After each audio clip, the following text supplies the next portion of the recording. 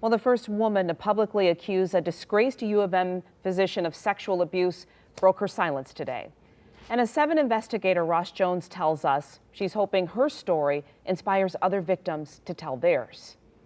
I view Anderson as a serial sexual predator. It was 47 years ago that Kathy KALAHAR says she was abused by Dr. Robert Anderson.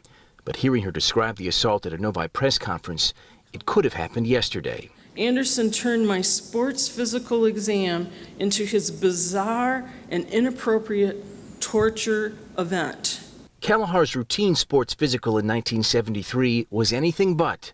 It was her first year on the tennis team, and she says when she met Anderson in an exam room, he fondled her. He grabbed my breast. He squeezed them firmly, totally different than how a breast exam was done for my first exam with a gynecologist. The abuse wasn't just physical, she says, but verbal too. He told me that I should have them cut down because while men liked large breasts, mine were so large they would not be attractive or pleasant to men.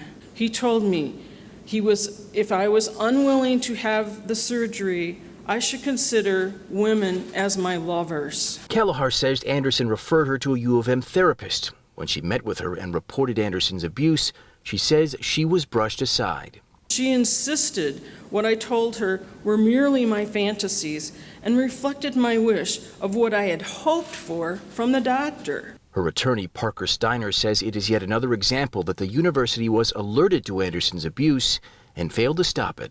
Since the early 1970s, University of Michigan administrators protected Dr. Anderson and allowed him to continue to sexually abuse hundreds of more individuals. If there's a silver lining to this story, it's that Kathy says the abuse she suffered at the hands of Anderson led her to become a clinical psychologist where she treated victims of sexual abuse.